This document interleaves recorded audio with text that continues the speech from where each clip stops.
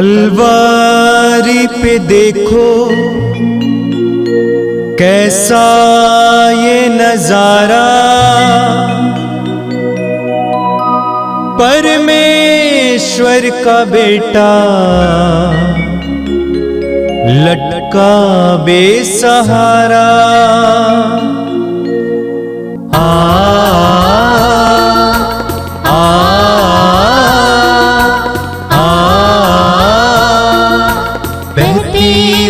धारा जिसमें सबको मिले मुक्ति, बहती रक्त धारा जिसमें सबको मिले शांति, बहती रक्त धारा जिसमें सबको मिले मुक्ति, बहती रक्त धारा जिसमें सबको मिले शांति। क्रिस्त में प्यारे भाइयों और बहनों, इस पवित्र रक्ताभिषेक प्रार्थना में आप सभी का हार्दिक स्वागत है। तो आइए इस प्रार्थना को भक्तिपूर्वक शुरू करते हैं। पिता और पुत्र और पवित्र आत्मा के नाम पर आमीन।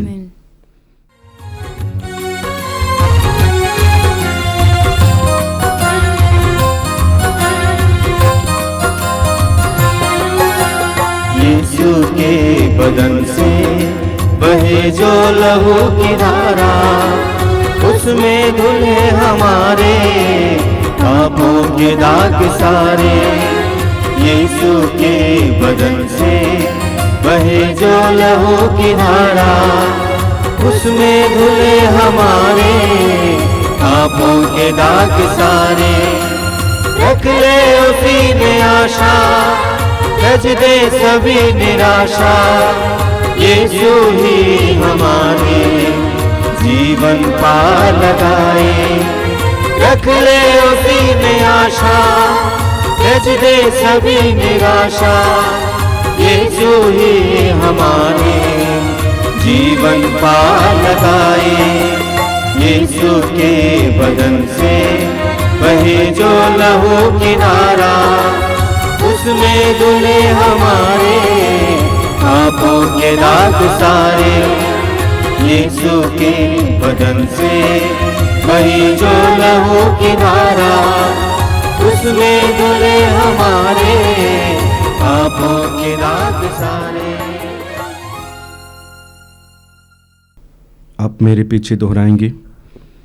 हे प्रेमी पिता, हे प्रेमी पिता, हम तुझे धन्यवाद देते हैं, हम तुझे धन्यवाद देते हैं, क्योंकि तूने हमसे इतना प्रेम किया, हमसे इतना प्रेम किया कि हमारे लिए अपने इकलौते पुत्र को अर्पित किया, जिससे जो उसमें विश्वास करे उसका सर्वनाश ना हो, बल्कि अनंत जीवन प्राप्त करे। हे संसार के मुक्तिदाता, प्रभु यीशु, हम तेरे बलिदान के लिए तुझे धन्यवाद देते हैं। तूने कहा यह प्याला मेरे रक्त का नूतन विधान है, यह तुम्हारे लिए बहाया जा रहा है। हम अंगीकार करते हैं कि हमारा उद्धार तेरे मूल्यवान रक्त की कीमत पर हुआ है। हम पर दया कर और हमें हर बंधन से मुक्त कर। आपका अनुवाक्य होगा, हे निर्दोष मेमने हम पर दया कर। हमारे पाप मिटाने के लिए क्रूस पर रक्त बहाने वाले, हमारे पापों का प्रायश्चित करने क्रूस पर रक्त बहाने वाले, हमारे शाप मिटाने के लिए क्रूस पर रक्त बहाने वाले, हमारे पापों का कलंक मिटाने क्रूस पर रक्त बहाने वाले, हमारे पापों की कीमत चुकाने क्रूस पर रक्त बहाने वाले, शैतान का हर कार्य नष्ट करने क्रूस पर रक्त बहाने वाले, हमें भरपूर जीवन देने क्रूस पर रक्त बहाने वाले, हमारे घायल दिलों को चंगा करने क्रूस पर रक्त बहाने वाले, रोगों से हमें चंगा करने क्रूस पर रक्त बहाने वाले, हमें पिता से मेल कराने क्रूस क्रूस पर रक्त बहाने वाले, हे निर्दोष मेमने हम पर दया कर। हमें एक दूसरे से मेल कराने क्रूस पर रक्त बहाने वाले, हे निर्दोष मेमने हम पर दया कर। हमें प्रेम की शिक्षा देने क्रूस पर रक्त बहाने वाले, हे निर्दोष मेमने हम पर दया कर। हमारे लिए स्वर्ग का द्वार खोलने क्रूस पर रक्त बहाने वाले, हे निर्दोष मेमने हम पर दया कर। हमारे बंधनों को तोड़ने के लिए क्रूस पर रक्त बहाने वाले, हे निर्दोष मेमने हम पर दया कर। हमारे आंसुओं को पोंछने के लिए क्रूस पर रक्त बहाने वाले, हे निर्दोष मेमने हम पर दया कर। हमें धर्मी बनाने के लिए क्रूस पर रक्त बहाने वाले, हे निर्दोष मेमने हम पर दया कर। हमें पवित्र करने के लिए क्रूस पर रक्त बहाने वाले, हे निर्दोष मेमने हम पर दया कर। हमें सशक्त करने के लिए क्रूस पर रक्त बहाने वाले, हे निर्दोष मेमने हम पर दया कर। हमें स्वतंत्र करने के लिए क्रूस पर रक्त बहाने वाले, हे निर्दोष मेमने हम पर दया कर।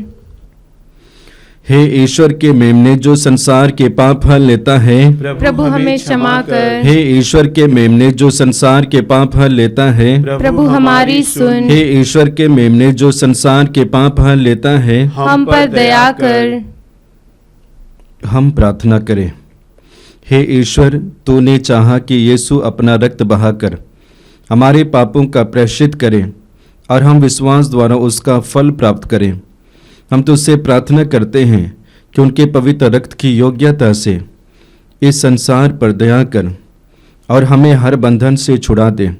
हम यह प्रार्थना करते हैं उन्हीं प्रभु ख्रिस्त के द्वारा, आमीन। आइए हम प्रभु यीशु मसीह के द्वारा सिखाई गई उस सुंदर और शक्तिशाली प्रार्थना को एक साथ बोले। हे हमारे पिता जो स्वर्ग में है, तेरा नाम पवित्र माना जाए, तेरा राज्य आवे, तेरी इच्छा जैसे स्वर्ग में है वैसे इस पृथ्वी पर भी पूरी हो। हमारा प्रतिदिन का आहार आज हमें दे और हमारे अपराध हमें क्षमा कर जैसे हम भी अपने अपराधियों को क्षमा करते हैं, और हमें परीक्षा में न डाल परंतु बुराई से बचा। आमीन।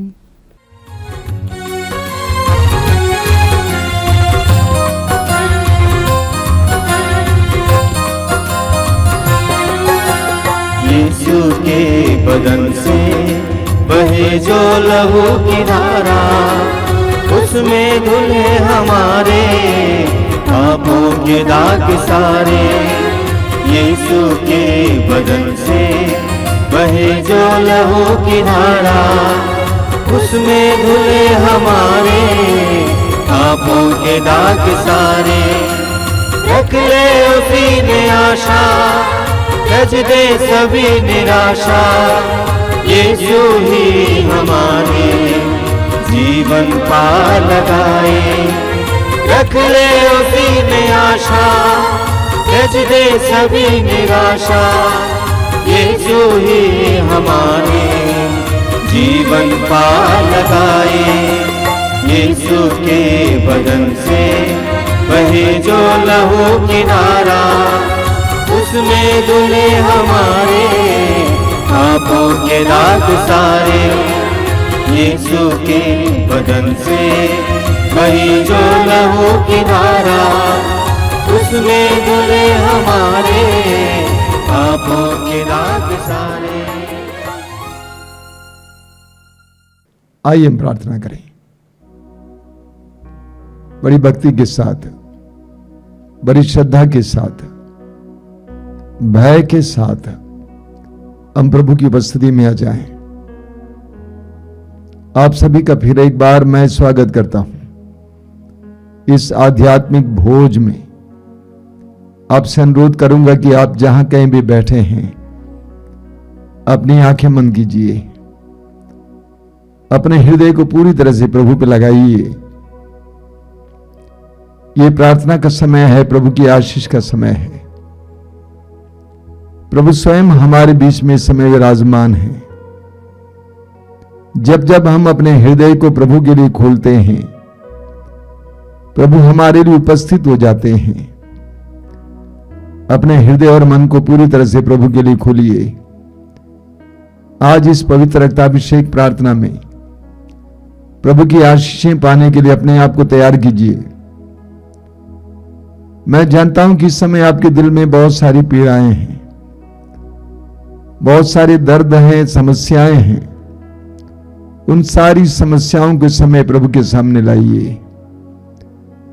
प्रभु यीशु आपको प्यार करते हैं, वो आपका प्रभु है, आपका भला गड़ेरिया है, आपके लिए अपने आप को अर्पित करने वाला है।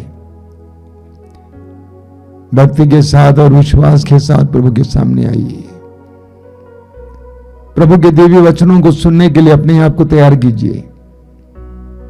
प्रभु यीशु, मैं तुझे धन्यवाद देता हूं इस समय के लिए। मेरे भाई बहनों के लिए धन्यवाद देता हूं जो इस समय तेरे साथ जुड़े हुए हैं। मैं जानता हूं कि आज इस प्रार्थना के दौरान तू उनके जीवन में बहुत सारे कार्य करेगा, चमत्कार करेगा, चिन्ह प्रकट करेगा, विभिन्न प्रकार के बंधनों से आजाद करेगा। धन्यवाद यीशु, तेरी स्तुति, तेरी आराधना, तेरी महिमा। आइए भाई और बहनों, प्रार्थना में हम कुछ समय बिताएं ताकि हम अपने मन और हृदय को प्रभु के वचनों को सुनने के लिए तैयार करें। आंखें बंद कीजिए, प्रार्थना में कुछ समय बिताइए।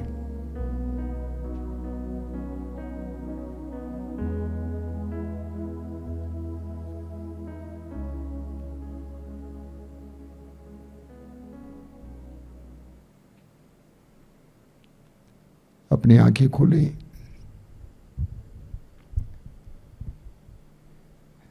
मेरे प्रिय भाई और बहनों, मैं प्रभु को धन्यवाद देता हूं प्रभु की आशीषों के लिए जो हम लोग हर पल महसूस करते हैं। मैं जानता हूं कि आप में से कई लोगों को इस प्रार्थना के दौरान प्रभु की बहुत सी आशीषें मिलती हैं। प्रभु से प्रार्थना करता हूं कि आप अपने विश्वास को बनाए रखें और ऐसे कार्यक्रमों से जुड़े रहें।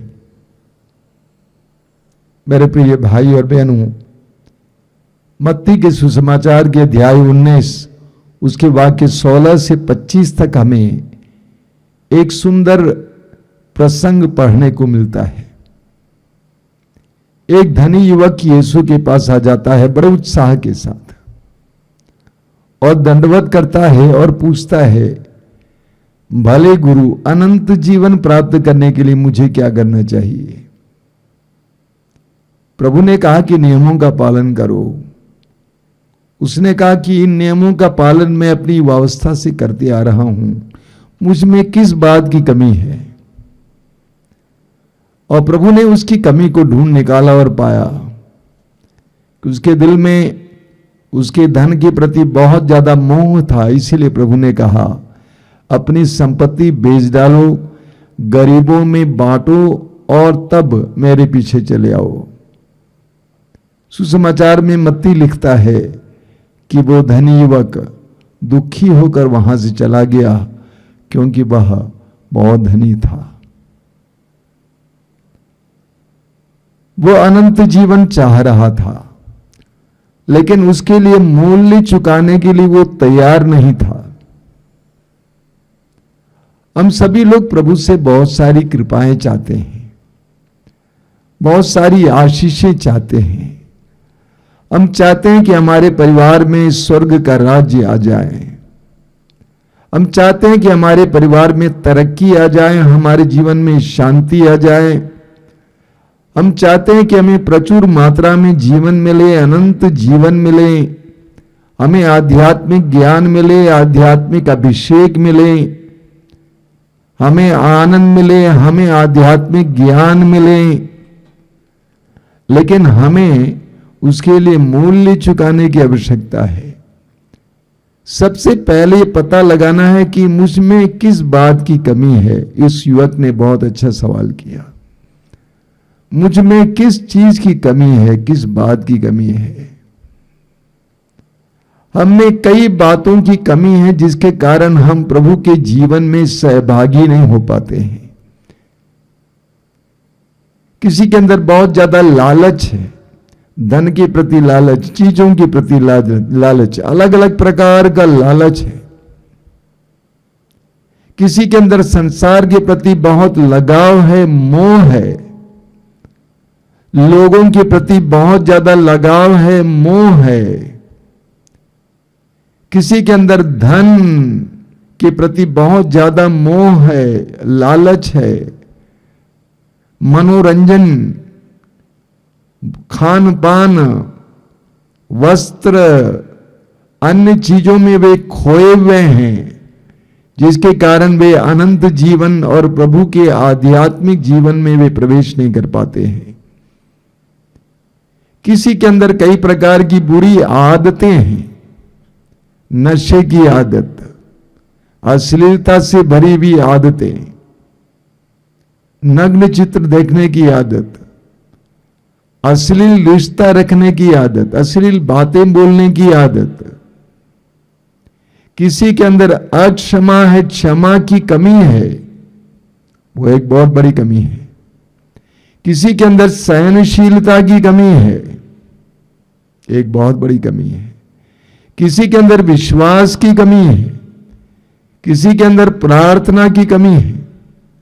प्रकाशना ग्रंथ के अध्याय 3 उसके वाक्य 20 में प्रभु कहते हैं, मैं द्वार पर खड़ा होकर खटखटा रहा हूं, यदि कोई मेरी वाणी सुनकर मेरे लिए द्वार खोल देगा, मैं आकर उसके साथ भोजन करूंगा और वह मेरे साथ। प्रभु हमारे बगल में खड़े हैं, प्रभु हमारे द्वार पर खड़े हैं, प्रभु की कृपा हमारे बगल में है। मत्ती के सुसमाचार के अध्याय 7 वाक्य 11 में प्रभु यीशु कहते हैं, बुरे होने पर भी तुम अपने बच्चों को सहज ही अच्छी चीजें देते हो, तो तुम्हारा स्वर्गीय पिता तुम्हें अच्छी चीजें क्यों नहीं देगा। इतने प्रेमी, दयालु, करुणामय, सामर्थ्यवान, उदार प्रभु हमारे प्रभु हैं, हमारे पिता हैं।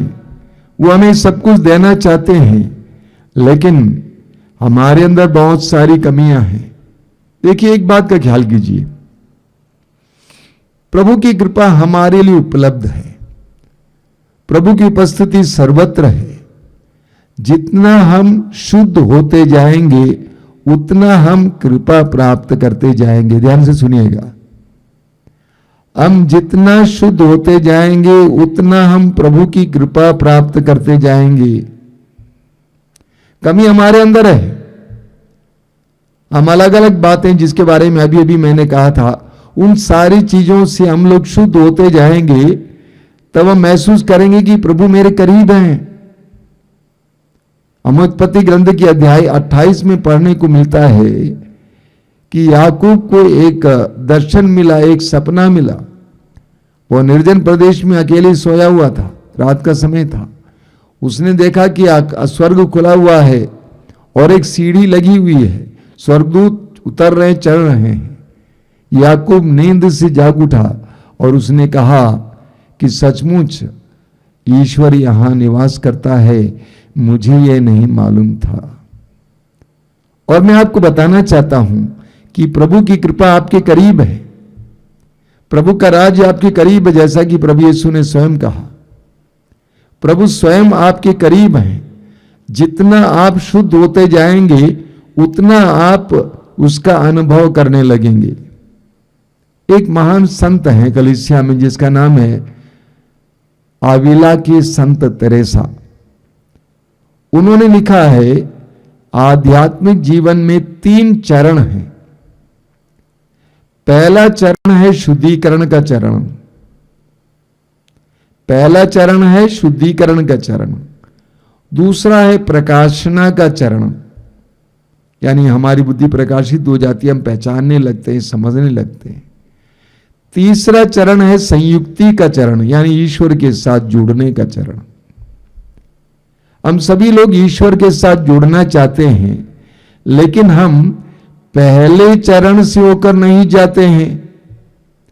हम जितना शुद्ध होते जाएंगे उतना ज्यादा हम प्रभु के साथ जुड़ते जाएंगे, प्रभु को जानते जाएंगे।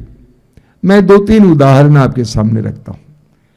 यूहन्ना के सुसमाचार के अध्याय 4 में हम पढ़ते हैं कि प्रभु यीशु दोपहर के समय याकूब के कुएं के पास बैठे हुए थे, और उस समय पानी भरने के लिए वहां पर समारिया से एक नारी आती है।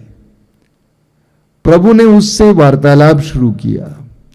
प्रभु ने उससे कहा कि मुझे पानी पिला दो। उसने यीशु को पहचाना और कहा कि आप यहूदी हैं आप यहूदी होकर मुझसे जल मांग रहे हैं।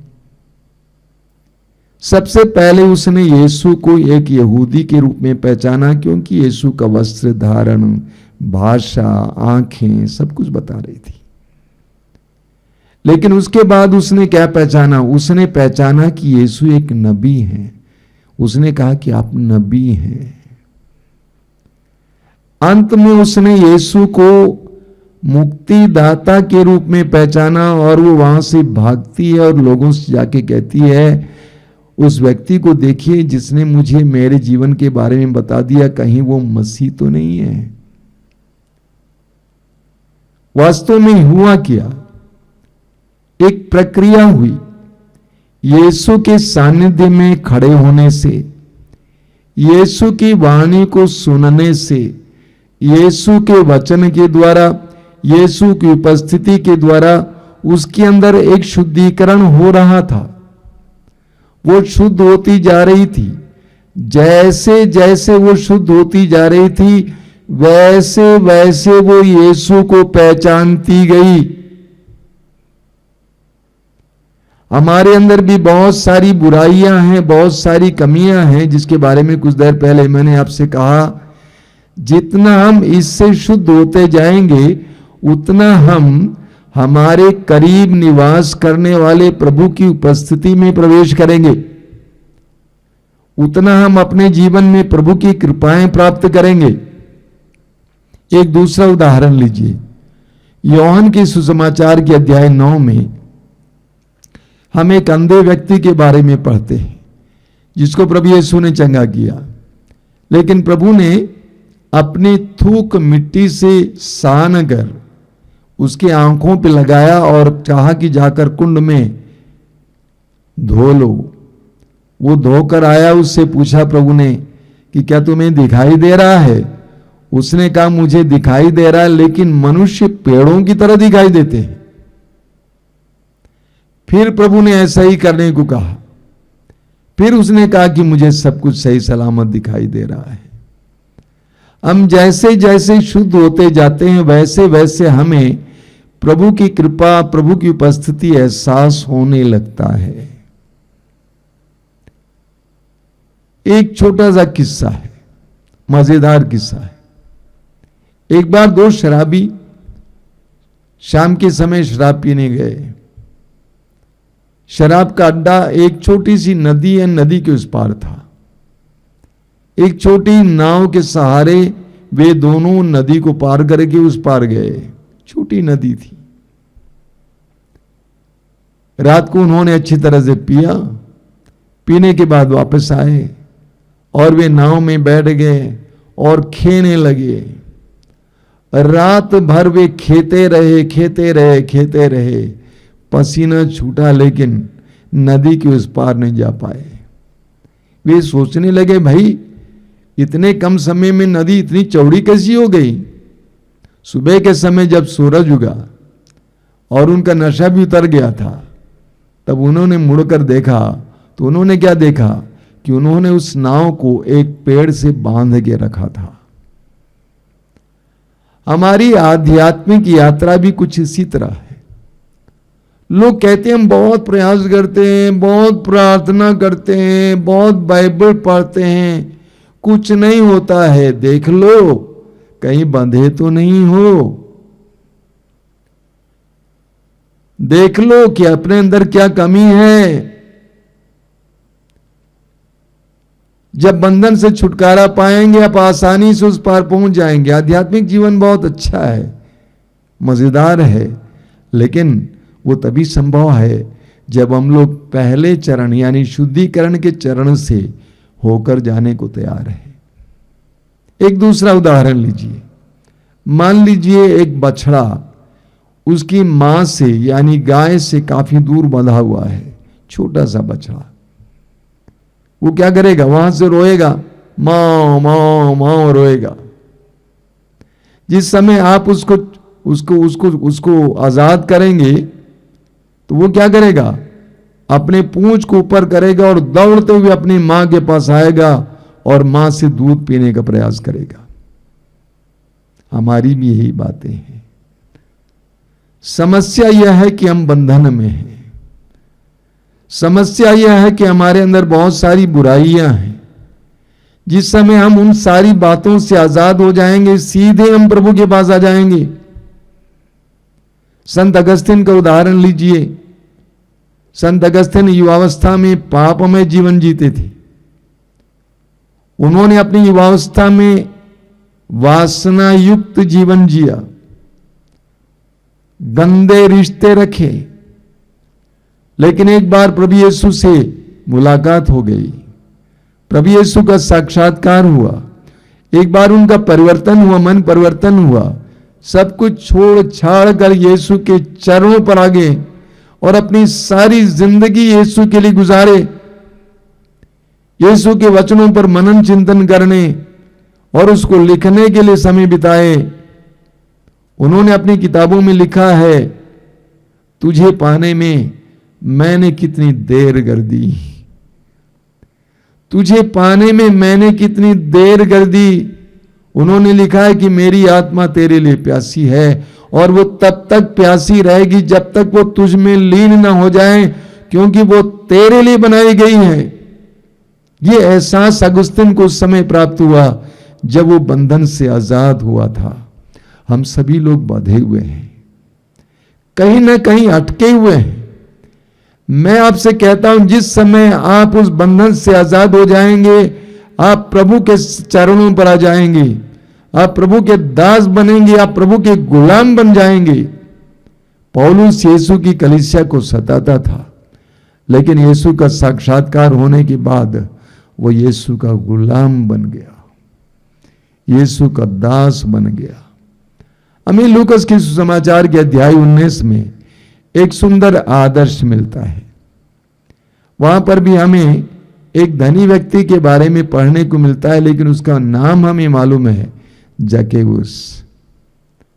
जक्केउस के बारे में सुसमाचार में लूकस लिखता है कि जक्केउस यीशु को देखना चाहता था कि यीशु कैसे हैं, और यीशु को देखने के लिए एक पेड़ की डाली पर बैठ जाता है, क्योंकि वो नाटा था और यीशु के चारों ओर भीड़ लगी रहती थी। यीशु जक्केउस के पास आ जाते हैं और यीशु ने जक्केउस को एक सुंदर सा इशारा दिया। यीशु ने जक्केउस से कहा, जक्केउस जल्दी नीचे उतर आओ, क्योंकि आज मुझे तुम्हारे हाथ ठहरना है। आज मुझे तुम्हारे हाथ ठहरना है।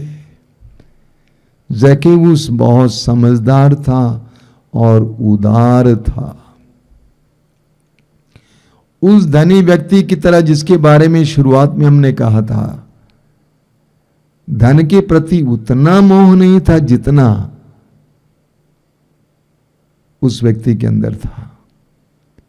जब प्रभु ने इशारा किया कि आज मुझे तुम्हारे यहां ठहरना है, जक्केउस ने अपने आप को जांचने का प्रयास किया। यीशु को मेरे जीवन में ठहराने के लिए मेरे लिए क्या बाधाएं हैं? उसको लगा सबसे पहली बाधा धन के प्रति उसका मोह है। उसकी जिंदगी का एकमात्र मकसद पैसा कमाना, धन कमाना था, जिसके लिए उसने ना जाने क्या क्या नहीं किया था। तो उसने सोचा कि मैं आधी संपत्ति गरीबों में बांट दूंगा।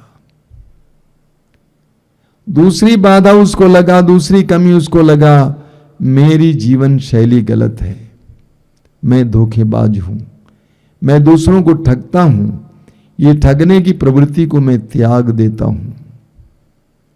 और उसने यीशु के सामने और लोगों के सामने इसको घोषित किया कि आधी संपत्ति गरीबों में दे दूंगा और जिनको मैंने ठगा था मैं उनको चौगुना वापस लौटाऊंगा। उसने निर्णय लिया, He made a choice। उसने चुना धन के अलावा, धन की अपेक्षा यीशु को चुना। नतीजा क्या है? नतीजा बहुत सुंदर है। प्रभु यीशु स्वयं उसको घोषित करते हैं, आज इस घर में मुक्ति आई है। नतीजा था आनंद। आजादी, बंधनों से आजादी, शांति, मुक्ति, उसके लिए ज़क्केउस को मूल्य चुकाना पड़ा।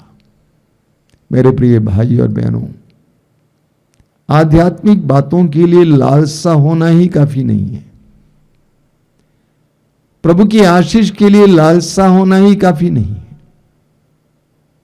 बल्कि उसके लिए मूल्य चुकाने के लिए तैयार होना है। लेकिन उससे पहले पहले अपने आप में झांक कर देखना है कि मेरे अंदर किन किन चीजों की कमी है, उसको पूरा करना है। आइए हम प्रार्थना करें। प्रभु यीशु, धन्यवाद देते हैं तेरे पवित्र वचनों के लिए जो हमारी बुद्धि को प्रकाशित करते हैं, जो हमें समझाते हैं जीवन के बारे में, अनंत जीवन के बारे में। हमें ज़क्केउस की तरह बनाइए, तुझे पाने के लिए, तेरे राज्य को पाने के लिए, तुझे अपनाने के लिए, तेरे राज्य को अपनाने के लिए, तेरे आध्यात्मिक आशीषों को ग्रहण करने के लिए कोई भी मूल्य चुकाने वाले बने, त्याग तपस्या को स्वीकार करने वाले बने। हमें आजाद करना यीशु, हमें आध्यात्मिक अनुभूतियों से भरना। धन्यवाद प्रभु, तेरी स्तुति, तेरी महिमा।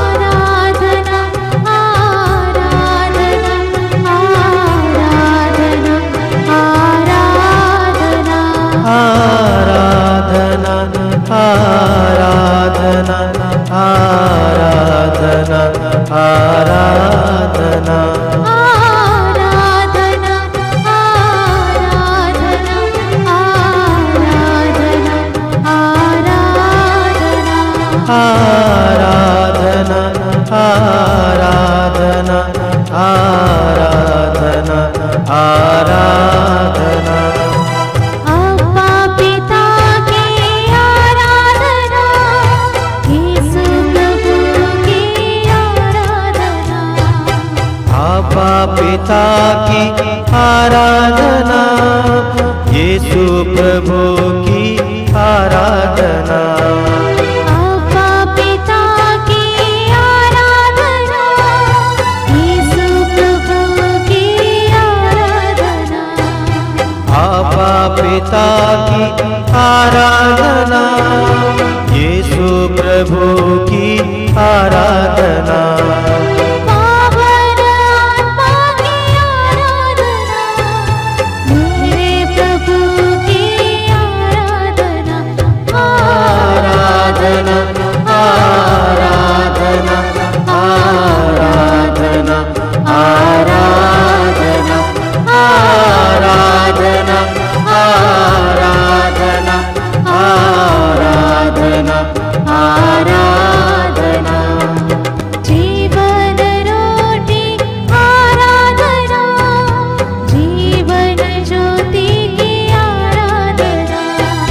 जीवन रोटी आराधना, जीवन ज्योति की आराधना। जीवन रोटी आराधना, जीवन ज्योति की आराधना। जीवन रोटी आराधना, जीवन ज्योति की आराधना।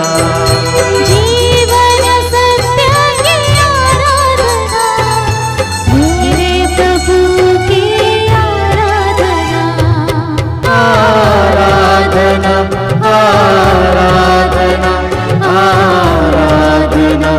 आराधना आराधना आराधना आराधना आराधना आदि और अंत की आराधना अल्फा ओमेगा की आराधना आदि और अंत की आराधना अल्फा ओमेगा की आराधना आदि और अंत की आराधना अल्फा ओमेगा की आराधना आदि और अंत की आराधना अल्फा ओमेगा की आराधना जीवित प्रभु की आराधना मेरे मसीह की आराधना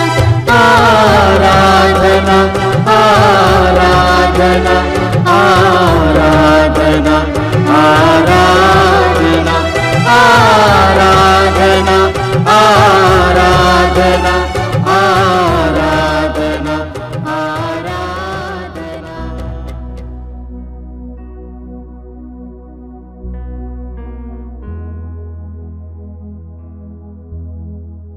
आइए हम प्रभु की आराधना की गहराई में उतरें।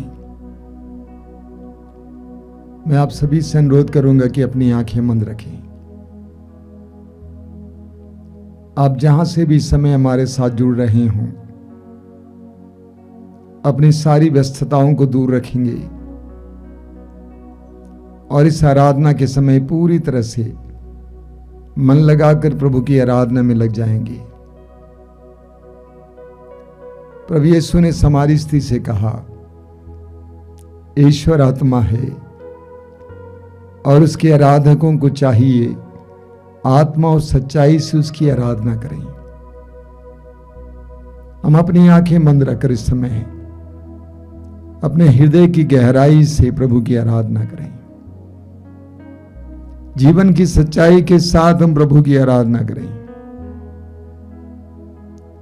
वो सब कुछ जानते हैं,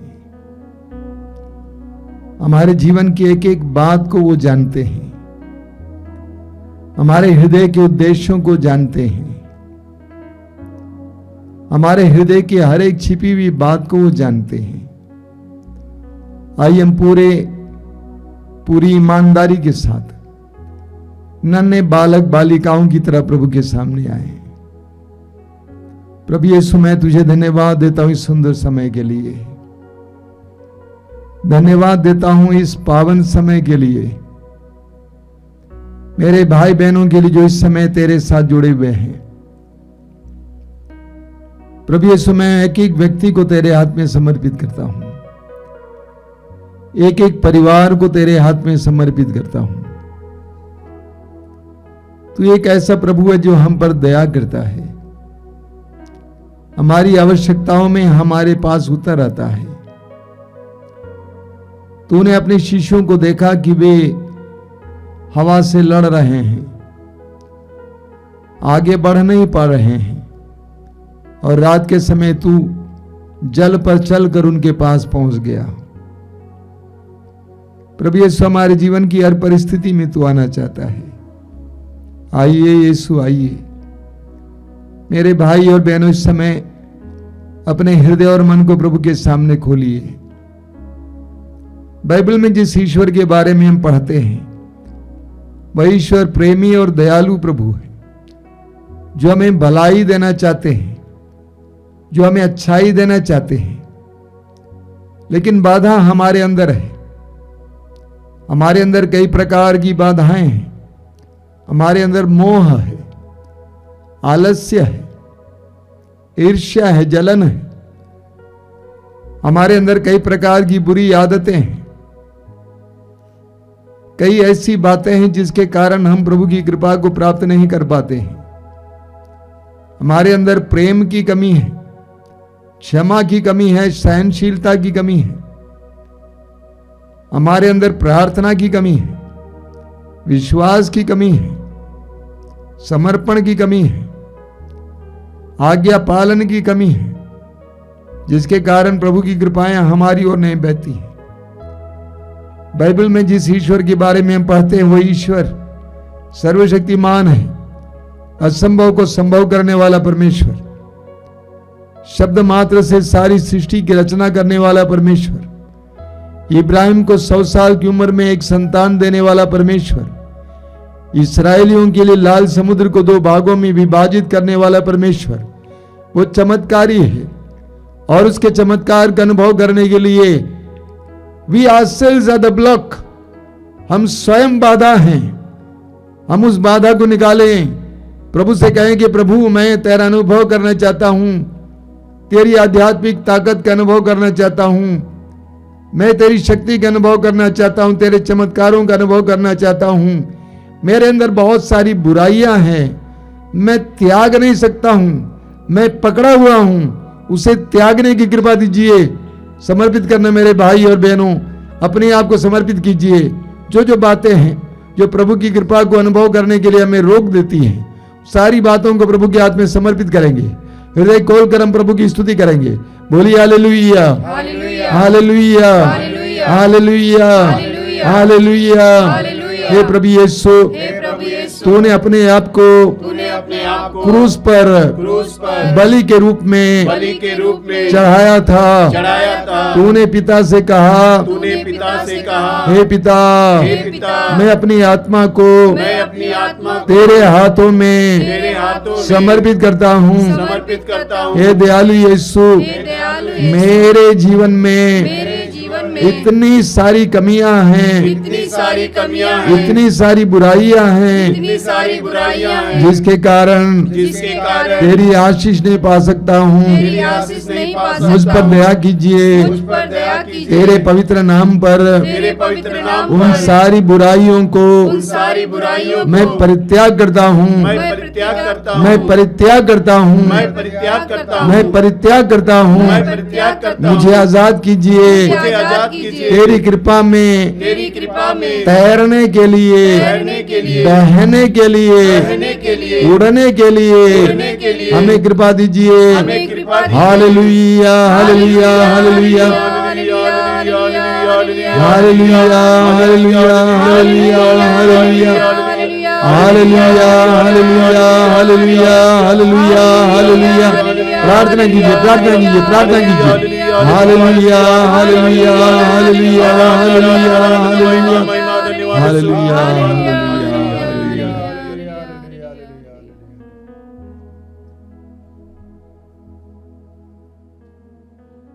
आइए हम बड़ी भक्ति के साथ पवित्र रक्त के अभिषेक के लिए उस गीत को गाते हुए इस समय प्रार्थना करेंगे। अभिषेक दीजिए, अभिषेक दीजिए, पावन लहू का अभिषेक दीजिए। पीछे पीछे दोहराते जाइएगा बड़ी भक्ति के साथ।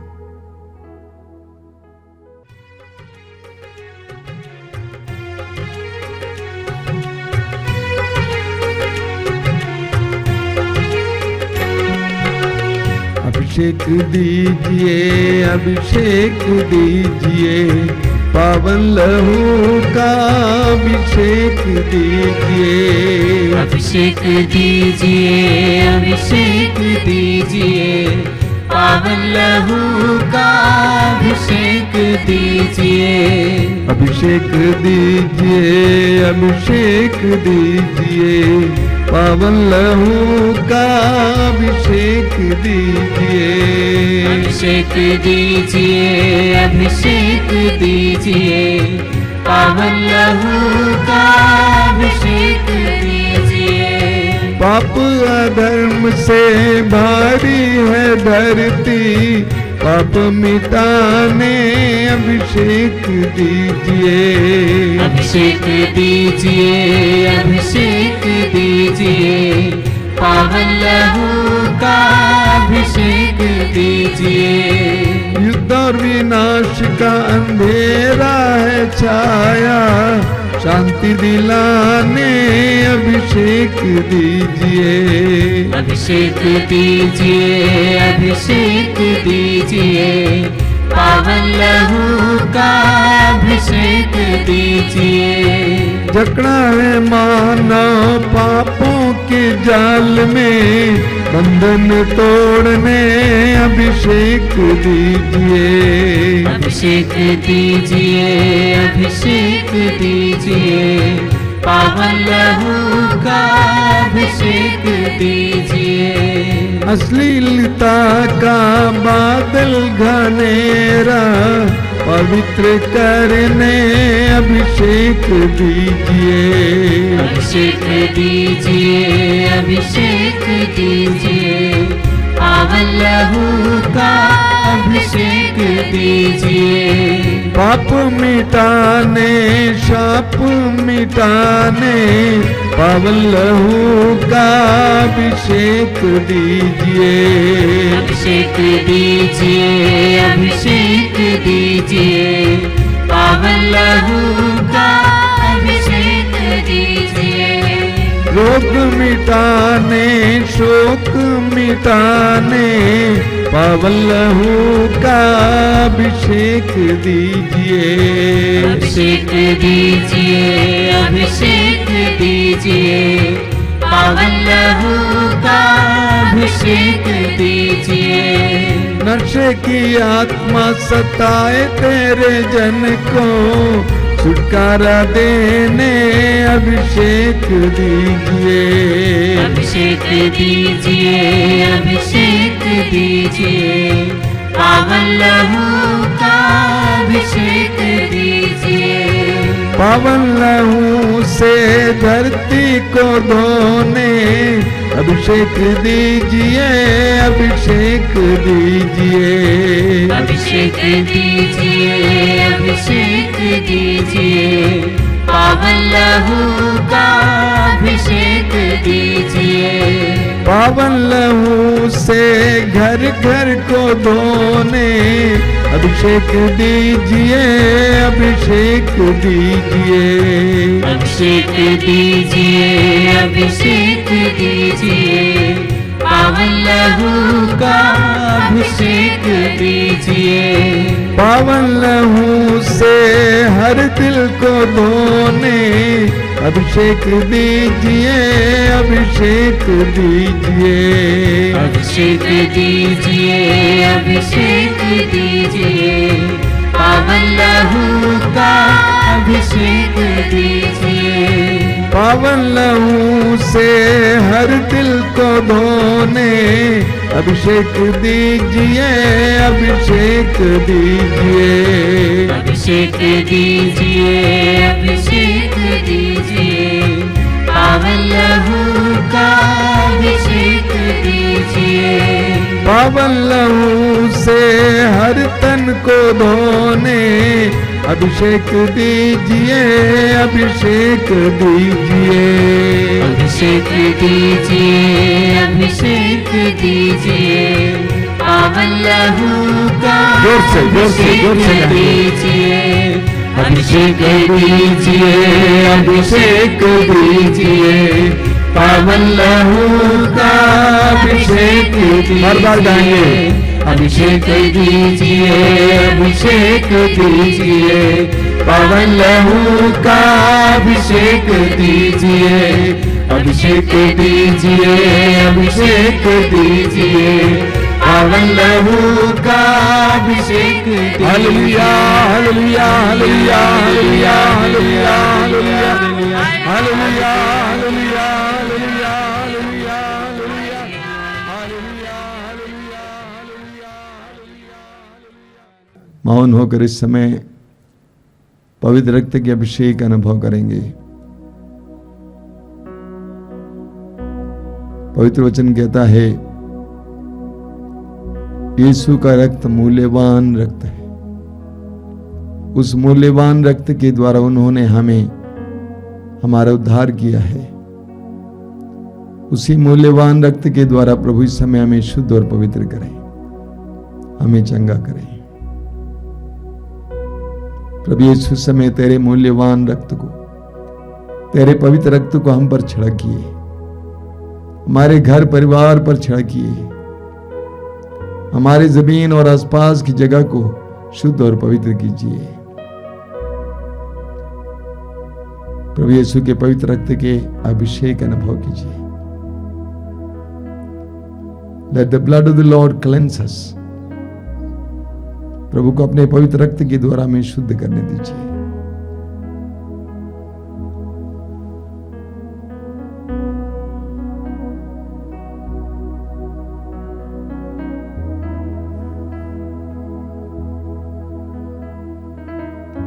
आइए हम इस समय हमारे बीच में जो रोगी हैं उनके लिए प्रार्थना करेंगे। रोग कितनी दयनीय अवस्था है। अभी किसी ने फोन करके कहा एक भाई के बारे में कि उसके कान और आसपास की सारी नसें सूख गई हैं, हड्डियां सड़ गई हैं। वो भाई रो रहा, परेशान है। ऐसे कितने हजारों लाखों लोग हैं जो इस दुनिया में अपने दुखों के कारण रो रहे हैं, बिलख रहे हैं, अपने सामने मौत देख रहे हैं।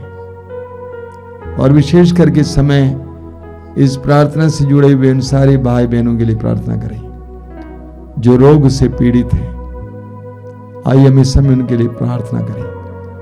प्रभु उन पर दया करें, उनके सारे पापों और अपराधों को मिटा दें, उनके पापों के कलंक को मिटा दें, उन्हें आजाद कर दें, उन्हें स्वतंत्र कर दें। आइए हम एक साथ प्रभु की स्तुति और आराधना करते हुए प्रार्थना करेंगे। Hallelujah hallelujah hallelujah hallelujah hallelujah hallelujah hallelujah hallelujah hallelujah hallelujah hallelujah hallelujah hallelujah. धन्यवाद धन्यवाद धन्यवाद धन्यवाद धन्यवाद धन्यवाद। चंगाई चंगाई चंगाई चंगाई चंगाई चंगाई चंगाई, आजादी आजादी आजादी आजादी आजादी, चंगाई चंगाई चंगाई चंगाई चंगाई चंगाई चंगाई चंगाई चंगाई चंगाई चंगाई चंगाई।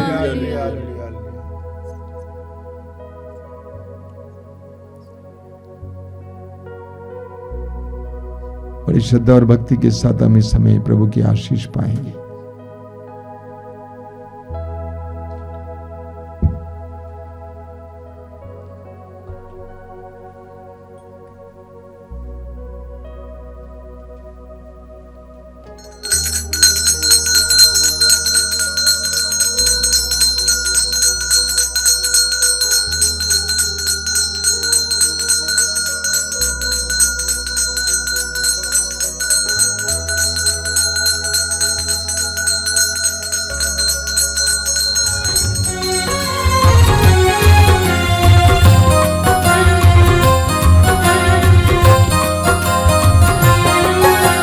यीशु के बदन से बहे जो लहू की धारा, उसमें धुले हमारे पापों के दाग सारे। यीशु के बदन से बहे जो लहू की धारा, उसमें धुले हमारे पापों के दाग सारे।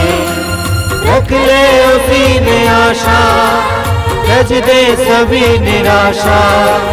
यीशु ही हमारे जीवन पार लगाए। रख ले उसी में आशा, तज दे सभी निराशा। यीशु ही हमारे जीवन पार लगाए।